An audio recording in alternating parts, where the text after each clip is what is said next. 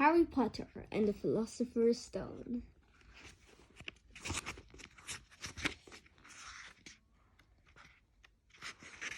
Chapter 1. The Boy Who Lived.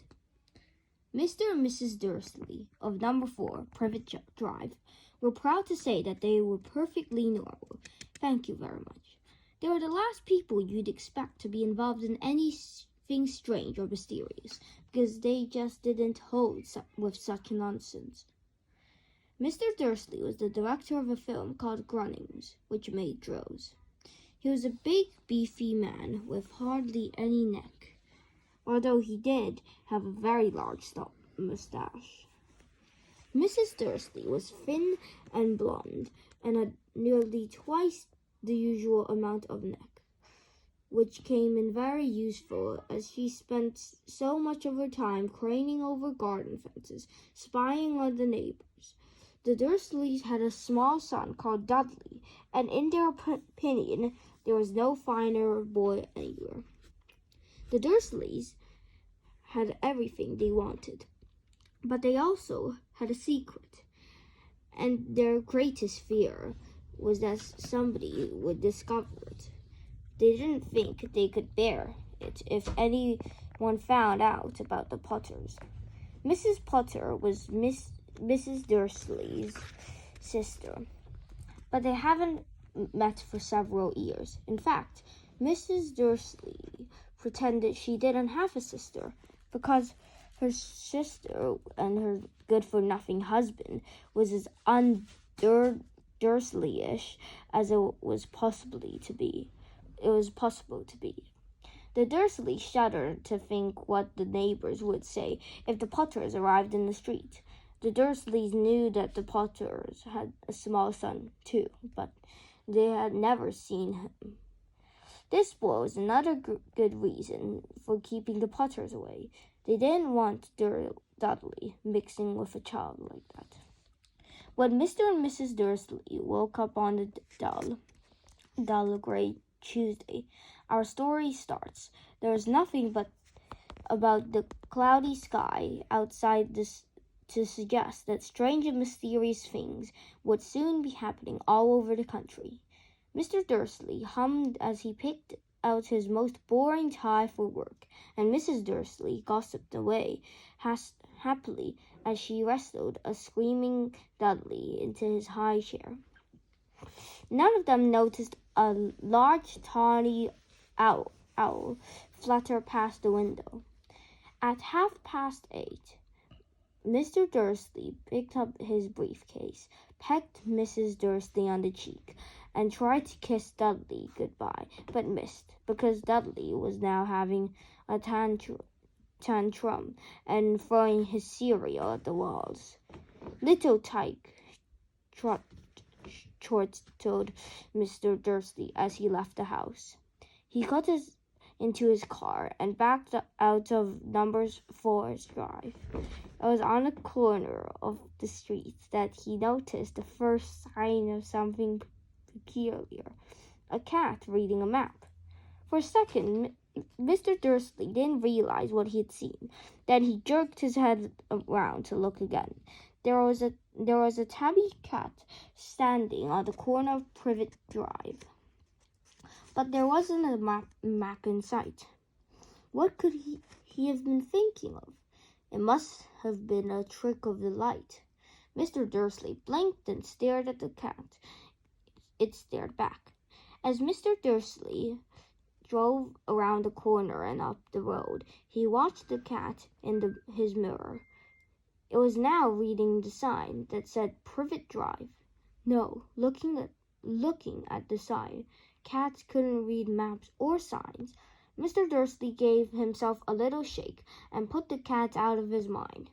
As he drove towards town, he thought of nothing except the large order of drills he was hoping to get that day. But on the edge of town, drills were driven out of his mind by something else. As he sat in the usual morning traffic jam, he couldn't help noticing that there seemed to be a lot of strangely dressed people about. People in cloaks, Mr. Dursley couldn't bear people dressed in funny clothes, the get-ups you saw on young people. He supposed this was some stupid new fashion. He drummed his fingers on the steering wheel, and his eyes fell on a huddle of these weirdos, standing quite close by. They were whispering excitedly together. Mr. Dursley was enraged to see that a couple of them weren't young at all. Why, that man had to be older than he was, and wearing an emerald green cloak. The nerve of him! But then it struck Mr. Dursley that this was probably some silly stunt. These people were obviously collecting for something. Yes, that'll be it. The traffic moved on, and a few minutes later, Mr. Dursley arrived in the Grunnings car park, his mind back on drills. Mr. Dursley always sat with his back to the window in his office on the ninth floor. If he hadn't, he might have found it harder to concentrate on drills that morning.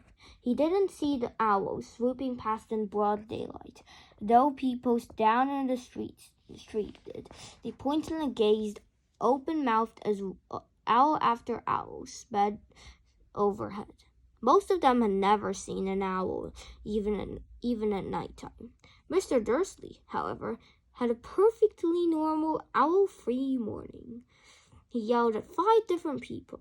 He made several important telephone calls and shouted a bit more. He was in a very good mood until lunchtime, when he thought he'd stretch his legs and walk across the road to buy himself a bun from the baker's opposite. He'd forgotten all about the people in cloaks until he passed a group of them next to the baker's.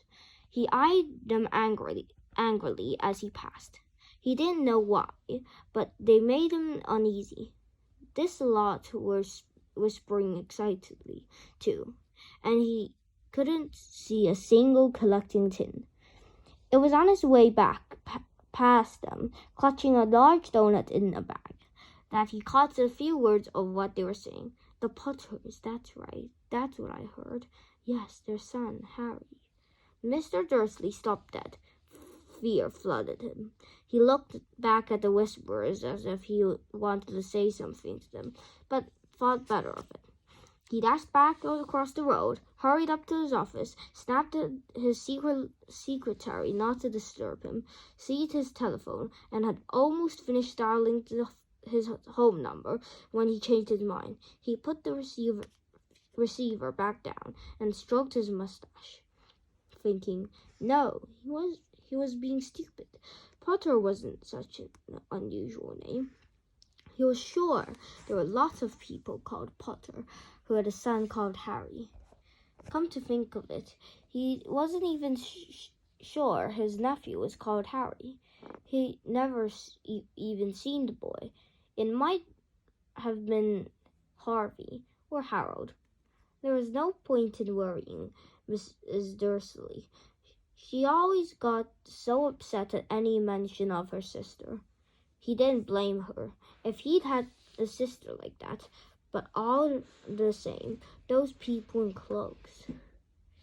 He found it a lot harder to concentrate on drills that afternoon, and when he left the building at 5 o'clock, he was still worried. He was still that he was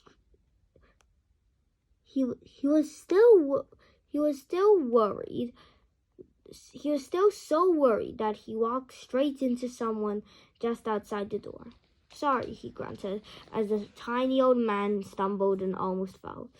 It was a few seconds before Mr. Dursley realized that the man was wearing a violet cloak. He didn't seem at all upset at being almost knocked to the ground. On the contrary, his face split into a wide smile, and he said in a sweet, squeaky voice that made passers-by stare, Don't be sorry, my dear sir, for nothing could upset me today. Rejoice, for you know who has gone at last. Even muggles like yourself should be celebrating this happy, happy day.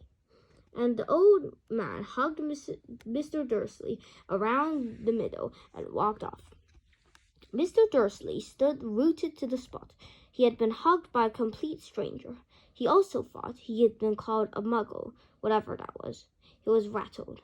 He hurried to his car and set off home, hoping he was imagining things which he had never hoped before, because he didn't approve of imagination.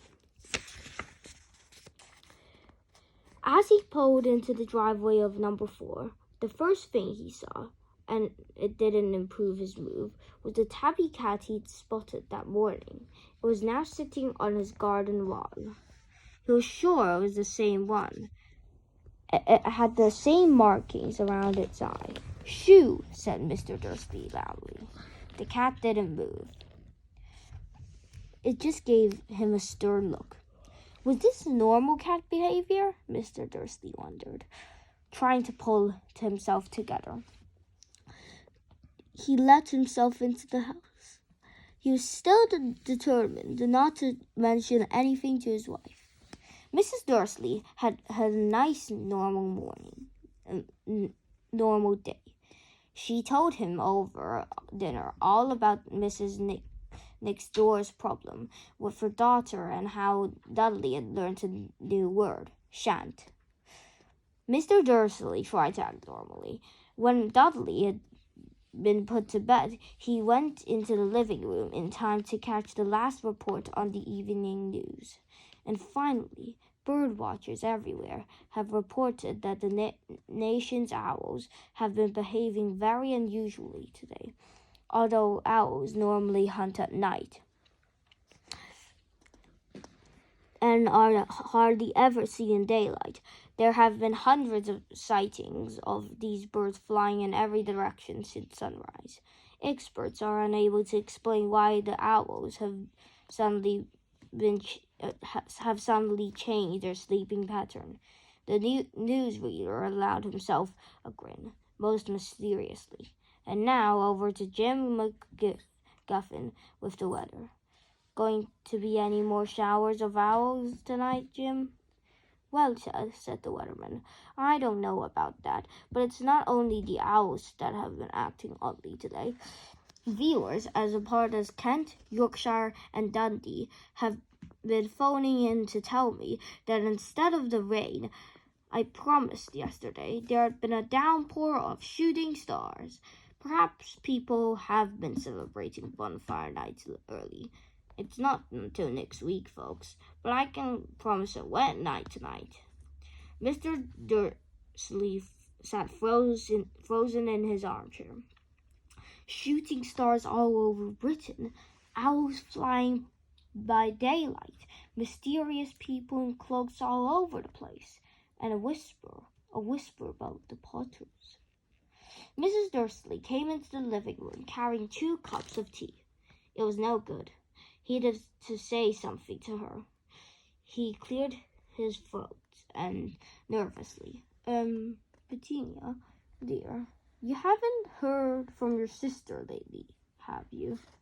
As he had expected, Mrs. Dursley looked shocked and angry. After all, they normally pretended she didn't have a sister. No, she said sharply. Why? Funny things on the news, Mr. Dursley mumbled. Owls, shooting stars, and there are a lot of funny-looking people in the town today. So, snapped Mrs. Dursley. Well, I just thought maybe it was something to do with, her lot. Mrs. Dursley sipped her tea through pursed lips. Mr. Dursley wondered whether he dared tell he heard the name Potter. He decided he didn't dare. Instead, he said as casually as he could, their son, he'd be about Dudley's age now, wouldn't he?